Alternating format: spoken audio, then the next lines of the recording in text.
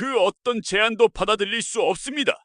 2019년 독일 함부르크 국제해양포럼에서 울려 퍼진 한국 대표의 단호한 목소리였습니다.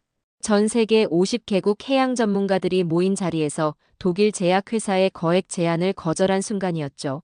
독일 제약회사 회장이 황당한 표정으로 일어섰습니다. 당신들 나라는 석유 한 방울 나지 않잖아요. 이런 거액을 제시하는데 왜 거절하는 거죠?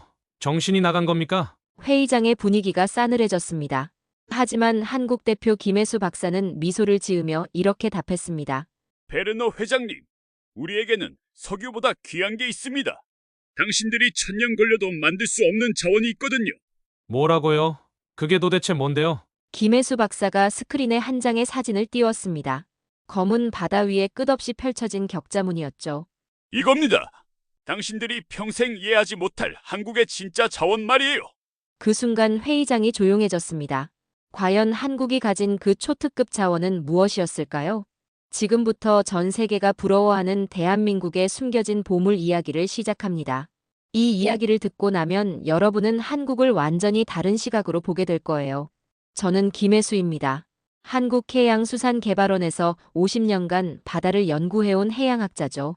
오늘 제가 들려드릴 이야기는 제가 젊은 연구원 시절부터 평생에 걸쳐 목격한 현대사의 기적입니다.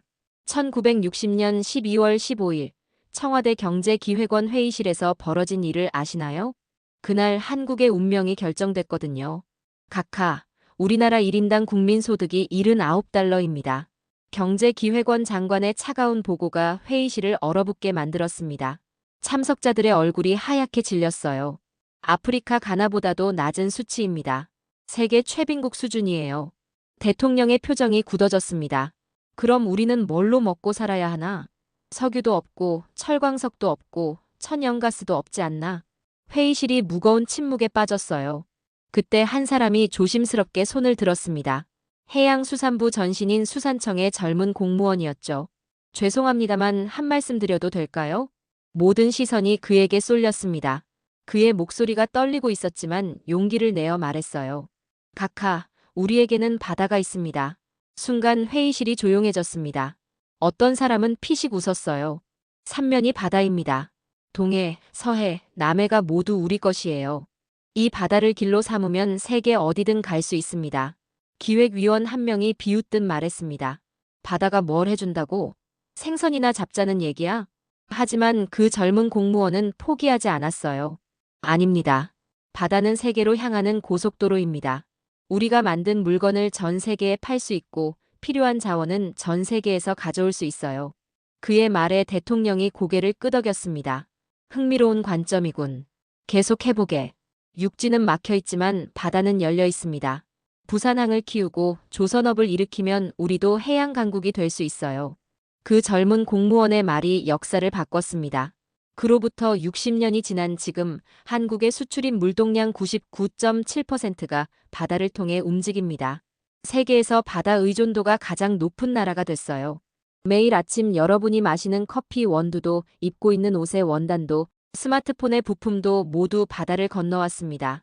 심지어 집에서 쓰는 전기도 중동산 천연가스를 바다로 가져와서 만든 거예요. 하지만 이건 시작에 불과했어요. 진짜 기적은 그 다음에 일어났으니까요. 누가 상상이나 했겠어요? 석유 한 방울 나지 않는 나라가 세계 조선업 1위가 될 거라고 말이에요. 1973년 10월 6일 오후 2시. 제4차 중동전쟁이 터진 바로 그 순간입니다. 이집트와 시리아가 이스라엘을 기습 공격했어요. 전 세계가 긴장했죠. 하지만 진짜 충격은 그 다음에 왔습니다. 석유 수출국들이 일제히 원유 공급을 중단한 거예요. 유가가 하루아침에 배럴당 3달러에서 12달러로 4배나 뛰었습니다. 전 세계가 패닉 상태에 빠졌죠. 미국도, 일본도, 유럽도 모두 마찬가지였어요. 한국은 더욱 절망적이었습니다. 석유 한 방울 나지 않는데 유가까지 폭등하다니. 정부는 비상경제회의를 소집했어요. 이러다가 나라가 망한다. 경제부총리가 절규했습니다. 그런데 울산 현대중공업에서는 이상한 일이 벌어지고 있었습니다. 다른 회사들이 모두 긴축 경영에 들어간 와중에 말이에요. 지금이 기회다. 회장이 임원진들을 긴급 소집했어요. 모든 사람이 의아한 표정이었죠. 회장님, 지금 온 나라가 난리인데 무슨 기회라는 말씀이십니까? 바로 이거야. 회장이 신문 일면을 펼쳐 보였어요. 석유 파동으로 세계 경제 대혼란이라는 제목이 큼지막하게 적혀 있었죠. 석유가 없으면 석유를 실어 나르는 배를 만들면 되지 않나? 지금 전 세계가 석유를 목말라 하고 있어. 그럼 우리가 그 석유를 실어 나를 배를 만들면 되는 거 아닌가? 모든 사람이 깜짝 놀랐습니다. 회장님, 우리가 배를 만든다고요? 그것도 유조선을요? 그렇다. 세계에서 가장 큰 유조선을 만들 거야. 30만 톤급 초대형 유조선. 사람들은 정주영 회장이 미쳤다고 생각했어요. 당시 한국이 만들 수 있는 가장 큰 배가 고작 1만 톤급이었거든요. 불가능합니다. 기술도 없고 경험도 없어요. 그럼 배우면 되지. 회장의 의지는 확고했습니다. 바닷가 모래사장에 거대한 조선소가 들어섰어요. 축구장 20개를 합친 크기의 거대한 건식 도크였죠. 수많은 기술자들이 밤낮 없이 연구했습니다. 일본에 기술 연수도 보내고 유럽 조선소에서 도면도 사왔어요. 실패도 많았어요. 첫 번째 배는 용접 부분이 터져서 다시 만들어야 했고, 두 번째 배는 균형이 안 맞아 기울었어요. 포기하면 안 됩니다. 우리는 반드시 해낼 수 있어요. 현장 기술자들의 절박함이 기적을 만들어냈습니다. 1974년 드디어 첫 번째 30만 톤급 유조선 울산 1호가 완성됐어요. 진수식 날 회장이 눈물을 흘렸습니다. 우리도 할 수 있구나. 그로부터 20년 후 상황이 완전히 뒤바뀌었어요. 현대중공업, 삼성중공업, 대우조선해양이 세계 조선업계를 장악했습니다. 2023년 현재 이 세 회사가 전 세계 선박 수주의 70%를 차지하고 있어요. 특히 LNG선은 더욱 놀라운 성과였습니다. 영하 163도의 액화천 연가스를 안전하게 운반하는 기술, 정말 어려운 거거든요. 지금 전 세계 LNG선의 80% 이상을 한국에서 만들고 있습니다. 절박함이 만든 기적이었어요. 자원이 없었기에 더욱 간절했고 그 간절함이 세계 최고의 기술을 만들어낸 거죠. 2019년 5월 23일 부산항에 특별한 손님이 왔습니다. 유럽 최대 항구의 CEO였어요. 그가 부산항 컨테이너 터미널을 둘러보더니 깜짝 놀란 표정을 지었습니다. 믿을 수 없군요. 이런 속도로 컨테이너를 처리하다니. 부산항은 세계 6위 컨테이너항입니다. 연간 2200만 TEU를 처리해요. 하지만 단순히 물동량만 많은 게 아니에요. 부산항만공사 사장이 자랑스럽게 설명했습니다. 우리 부산항의 처리 속도는 세계 최고 수준입니다. 시간당 컨테이너 처리량이 다른 항구의 2배예요. 유럽 CEO가 의아한 표정으로 물었습니다. 한 척의 컨테이너선을 처리하는데 얼마나 걸리나요? 보통 18시간이면 끝납니다. 카스텔라인이 깜짝 놀랐어요. 18시간이요? 우리 로테르담은 36시간 걸리는데 어떻게 그런 속도가 가능하죠? 김태수 사장이 거대한 크레인을 가리켰습니다. 저 크레인들을 보세요. 모두 자동화 시스템입니다. 부산항의 비밀은 바로 이 자동화 크레인 시스템에 있었어요. GPS로 정확한 위치를 파악하고 로봇 크레인이 자동으로 컨테이너를 옮기죠. 하나의 크레인이 시간당 40개 이상 처리할 수 있어요. 사람이 조작하는 일반 크레인보다 2배 빠른 속도였죠. 속도가 생명입니다. 부산항을 이용하는 에버그린 선사 한국지사장 이승호 씨가 말했어요. 시간이 돈이거든요. 배가 하루 늦으면 수십만 달러 손해예요. 부산항은 빠르고 정확해요. 그 비결은 또 있었습니다. 부산항은 24시간 365일 쉬지 않고 돌아가거든요. 밤에도 작업하세요? 카스텔라인이 물었습니다. 물론이죠. LED 조명으로 나처럼 밝게 만들어서 야간에도 작업합니다. 인천항도 마찬가지였어요. 서해안 특유의 조수간만의 차이가 9m나 되는 악조건이었죠. 조수 차이가 이렇게 심한데 어떻게 대형 선박이 들어올 수 있나요? 인천항만공사 관계자가 설명했습니다. 조수에 맞춰 자동으로 높이가 조절되는 부두를 만들었어요. 세계 최초 기술입니다. 울산항은 또 다른 특색이 있었어요. 석유화학 전용 항구로 특화한 거죠. 저기 보이는 파이프라인을 보세요. SK에너지 관계자가 가리키는 곳에는 거대한 배관이 바다에서 직접 공장으로 이어져 있었어요. 대형 유조선이 직접 정유 공장과 연결됩니다. 중동에서 온 원유가 바로 정제시설로 들어가죠. 광양항은 철강 전용이었어요. 포스코와 바로 이어져 있었죠. 호주에서 온 철광석이 바로 제철소로 이동합니다. 육상 운송비가 전혀 들지 않아요. 이렇게 각 항구마다 특색을 살린 결과 한국은 동북아 최고의 해양물류 네트워크를 갖게 됐습니다. 중국과 일본 사이에서 물류 허브 역할을 하고 있죠. 카스텔라인이 마지막에 이런 말을 했어요. 이제야 알겠습니다. 한국이 어떻게 세계 무역 강국이 될 수 있었는지요. 이게 어떻게 가능하죠? 2020년 11월 울산 SK에너지 정유공장을 겨나곤 사우디 아람코 CEO 아민 나세르가 한 말입니다. 그는 세계 최대 석유회사의 수장이었죠.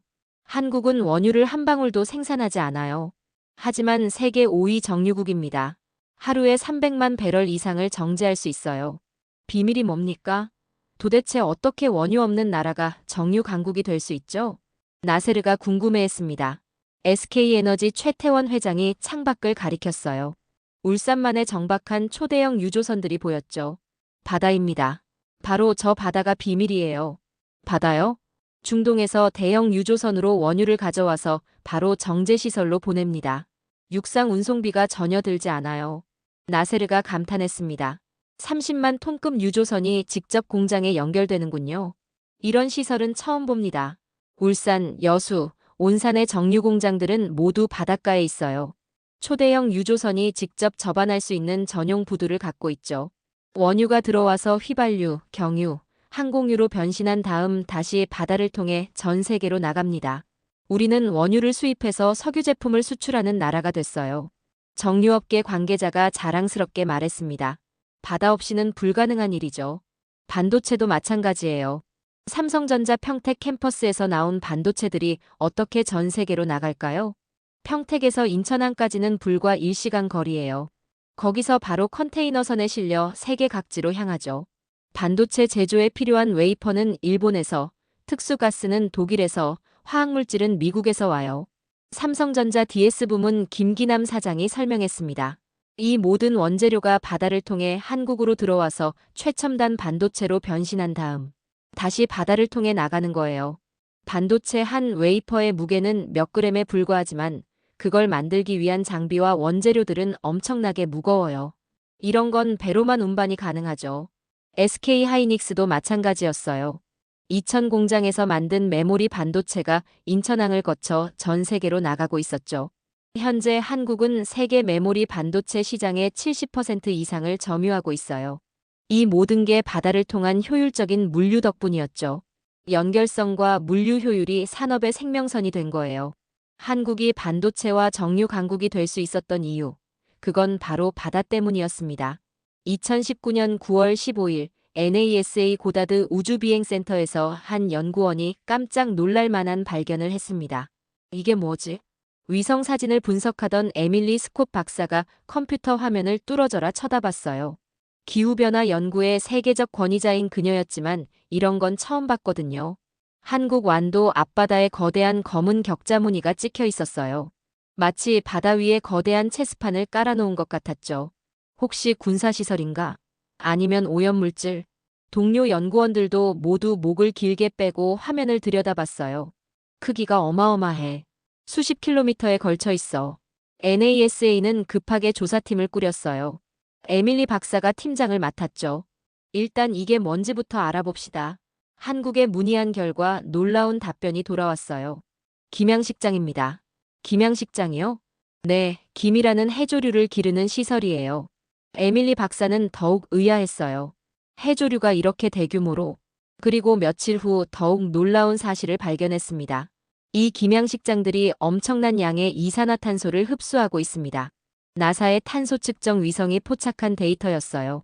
완도 앞바다의 이산화탄소 농도가 다른 지역보다 현저히 낮았던 거죠. 이게 가능한 일인가요? 에밀리 박사가 한국의 해양연구소에 직접 전화를 걸었어요. 안녕하세요. 완도 해양연구소 김정수 박사입니다. 김 박사님, 나사에서 연락드려요. 당신들의 김양식장이 탄소를 엄청나게 흡수하고 있다는 데이터가 나왔어요. 김정수 박사가 웃으며 답했습니다. 그럼요. 김양식장 1헥타르가 1년 동안 흡수하는 이산화탄소가 8톤입니다. 8톤이요? 그게 얼마나 대단한 건지 아세요?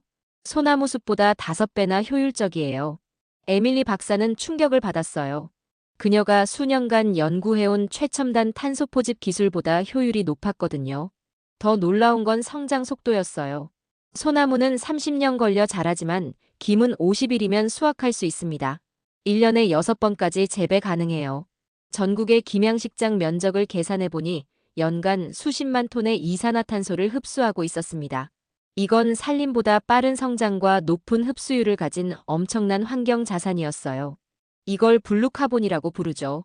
김정수 박사가 설명했습니다. 바다 생물이 탄소를 흡수하는 현상이에요. 그동안 맹그로브 숲이나 산호초만 주목받았는데 김 같은 해조류도 엄청난 잠재력이 있어요. 하지만 우리는 그동안 이걸 그냥 먹거리로만 생각하고 있었던 거죠. 사실은 지구를 구하는 슈퍼 히어로였는데 말이에요. 에밀리 박사는 그날 밤 잠을 이룰 수 없었어요. 인류가 찾고 있던 기후변화 해결책이 한국의 작은 어촌 마을에 있었다니. 2022년 3월 독일 함부르크 국제해양포럼에서 벌어진 일입니다. 세계 각국의 해양 전문가들이 모인 자리였죠. 독일 제약회사 회장이 한국 대표단 앞에 서서 충격적인 제안을 했어요. 거액을 드리겠습니다. 회의장이 순식간에 조용해졌어요. 천문학적 금액이었거든요. 대신 여러분이 가진 특별한 김 품종의 특허권을 넘겨주세요. 회장이 계속 말했어요. 우리가 분석한 결과 당신들의 김에는 특별한 성분이 들어있어요. 항암 효과가 뛰어난 화합물이죠. 그는 슬라이드를 넘기며 설명했습니다. 이 성분으로 신약을 개발하면 연간 수십조 원의 시장을 만들 수 있어요. 한국 대표단이 웅성거렸어요. 하지만 김혜수 박사는 조용히 앉아 있었죠. 여러분 나라는 자원도 별로 없잖아요. 이런 기회가 또 있을까요? 회장의 목소리가 점점 오만해졌어요. 석유도 없고 천연가스도 없는 나라가 이런 거액을 거절할 이유가 있나요? 그때 김혜수 박사가 천천히 일어났습니다. 베르너 회장님, 죄송하지만 거절합니다. 뭐라고요? 이 금액을 거절한다고요? 바우만 회장의 얼굴이 붉어졌어요. 김혜수 박사는 침착하게 답했습니다. 우리에게는 석유보다 귀한 게 있습니다. 돈으로 살 수 없는 자원이죠. 그게 뭔데요? 바로 우리 바다에서 자라는 생명입니다. 김혜수 박사가 스크린에 자료를 띄웠어요. 한국은 전 세계 김 생산의 50% 이상을 담당합니다. 2022년 기준 7천억 원 이상을 수출했어요. 하지만 돈보다 중요한 건 이거예요. 다음 슬라이드에는 전 세계 김 소비 현황이 나타났습니다. 김밥, 김치, 미역국. 이건 단순한 음식이 아니라 한국 문화의 상징이에요. 김혜수 박사는 계속 설명했습니다. 연예인이 김밥 먹는 모습이 SNS에 올라가면서 전 세계 젊은이들이 열광하고 있어요. 미국 월마트에서 김이 완판되고 프랑스 까르푸에서도 김밥 코너가 생겼죠. 회의장의 분위기가 달라지기 시작했어요. 그리고 최근엔 블루카본으로 주목받고 있어요. 김양식이 지구온난화를 막는 핵심 도구라는 게 밝혀졌거든요. 영국 대표가 질문했습니다. 블루카본이 뭔가요? 바다 생물이 탄소를 흡수하는 현상이에요. 김이렉타르가 연간 8톤의 이산화탄소를 흡수해요. 소나무 숲보다 5배 효율적이죠. 프랑스 대표가 놀라며 말했어요. 그럼 김양식장은 천연 탄소 포집 장치라는 뜻인가요? 정확합니다. 게다가 에너지를 소비하는 게 아니라 태양빛만으로 탄소를 고정하죠. 바우만 회장이 끼어들었어요. 그래도 거액이에요. 당장 현금으로 받을 수 있는 돈이라고요. 김혜수 박사의 마지막 말이 회의장을 뒤흔들었습니다. 회장님, 우리는 단기 이익보다 장기적 가치를 선택합니다. 김은 이제 미래형 자원이에요. 먹을 수도 있고 지구도 구할 수 있고 문화도 전파할 수 있는 완벽한 자원이죠. 회의장에서 박수가 터져나왔어요. 심지어 몇몇 독일 대표들도 박수를 쳤죠. 김은 이제 음식을 넘어 문화 자산으로 그리고 환경 자산으로 성장하고 있었어요. 2023년 11월 유엔 본부에서 열린 블루카본 컨퍼런스에서 역사적인 일이 벌어졌습니다. FAO 사무총장 취동희가 기조연설에서 이렇게 말했어요. 한국의 김양식 모델은 전 세계가 주목해야 할 성공 사례입니다. 이것이야말로 기후변화와 식량 안보를 동시에 해결할 수 있는 혁신적 모델이죠. 회의가 끝나자 각국 대표들이 한국 대표단을 둘러쌌어요. 마치 연예인을 보는 것 같았죠. 노르웨이 해양부 장관 아르네 위겔란드가 급하게 다가왔어요.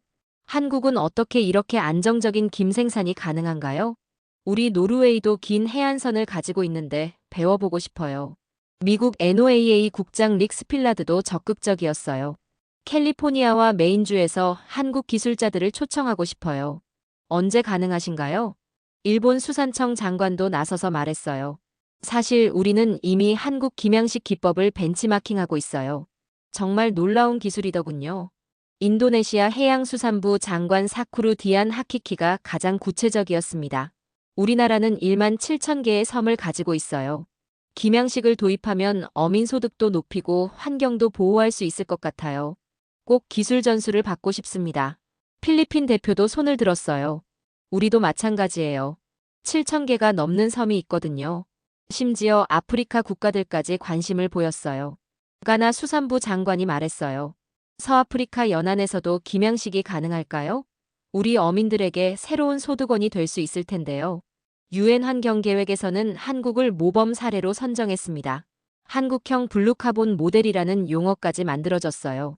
해양수산부 장관이 마이크를 잡고 말했습니다. 우리는 이 기술을 전 세계와 나누고 싶습니다.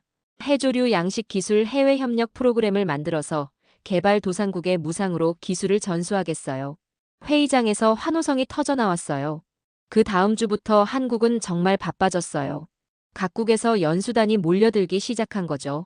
완도의 김양식 전문가 이바다 씨가 웃으며 말했어요. 작년에만 20개국에서 연수단이 다녀갔어요. 베트남, 필리핀, 태국, 인도네시아는 물론이고 노르웨이, 칠레에서도 왔더라고요. 심지어 미국 스탠포드 대학에서는 한국 해조류 양식학과를 신설했어요. 캘리포니아 대학에서도 한국 전문가를 초빙 교수로 모셔갔죠.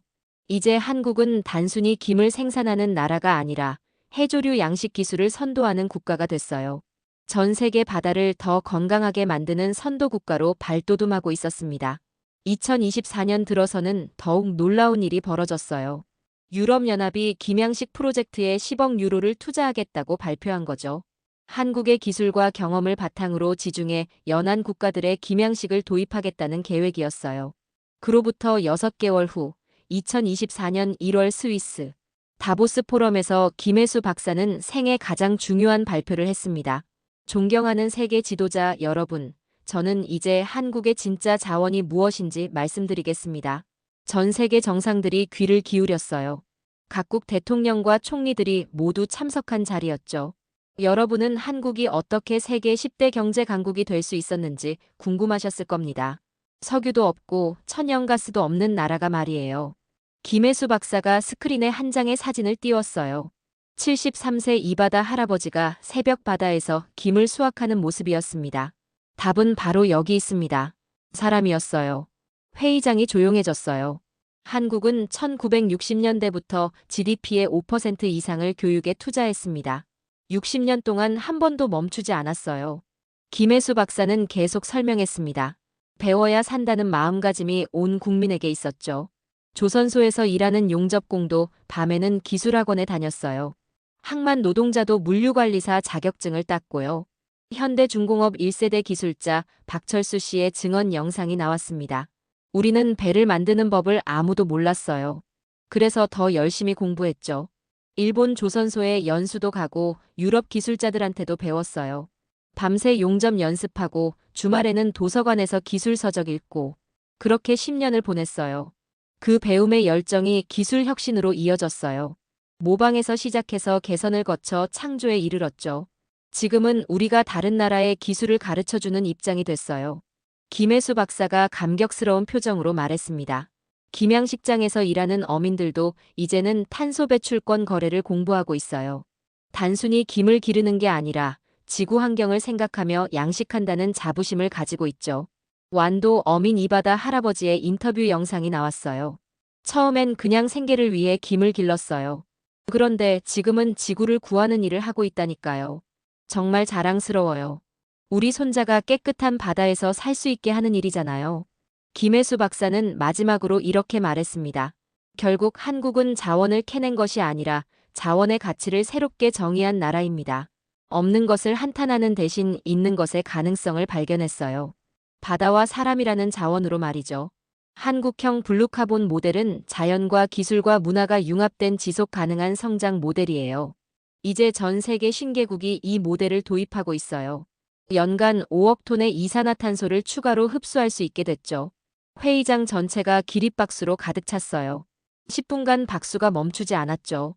그날 밤 김혜수 박사는 호텔 방에서 완도의 이바다 할아버지에게 전화를 걸었어요. 할아버지, 전 세계 대통령들이 할아버지께 감사하다고 하네요. 고마울 게 뭐 있나. 그냥 우리가 늘 해온 일인데. 전화기 너머로 할아버지의 웃음소리가 들렸어요. 지금도 완도 앞바다에서는 김이 자라고 있습니다. 새벽 4시 73세 이바다 할아버지는 오늘도 바다로 나가죠. 그 투박한 손이 지구의 미래를 지키고 있어요. 2024년 현재 한국형 블루카본 모델을 도입한 국가는 52개국으로 늘어났습니다. 연간 6억 톤의 이산화탄소를 흡수하고 있어요. 석유는 태우면 사라지지만 바다는 길을 내면 미래가 열립니다. 한국이 보여준 기적은 이런 거예요. 자원이 없으면 자원을 만들어내고 길이 없으면 바다에서 길을 찾는 것. 위기를 기회로 바꾸고 절망을 희망으로 바꾸는 것. 독일 제약회사가 거액을 제시했을 때 한국이 거절할 수 있었던 이유는 무엇일까요? 우리에게는 돈보다 귀한 게 있다는 걸 알았기 때문이에요. 바다와 사람, 그리고 미래를 향한 꿈. 우리는 자원빈국이라고 불평할 이유가 없어요. 우리에게는 끝없는 바다가 있고 무엇보다 끊임없이 배우고 도전하는 사람들이 있으니까요. 매일 아침 김밥 한 줄을 먹을 때마다 생각해 보세요. 그 속에 담긴 건 단순한 김이 아니라 한국의 기술이자 지구의 희망이라는 걸요. 오늘 이야기가 여러분에게 새로운 자부심을 주었기를 바라요. 우리가 얼마나 특별한 나라에 살고 있는지, 우리 일상이 얼마나 놀라운 성취들로 이루어져 있는지 느끼셨다면 좋겠어요. 구독과 좋아요, 알림 설정으로 함께 해주세요. 여러분의 관심이 더 놀라운 한국의 숨겨진 이야기를 발굴하는 원동력이 됩니다. 다음에는 또 어떤 세계를 깜짝 놀라게 한 한국의 보물 이야기로 찾아뵐까요? 지금도 바다에서 싸우고 있는 대한민국 어민 여러분께 감사의 말씀을 올립니다. 지금까지 시청해주셔서 감사합니다.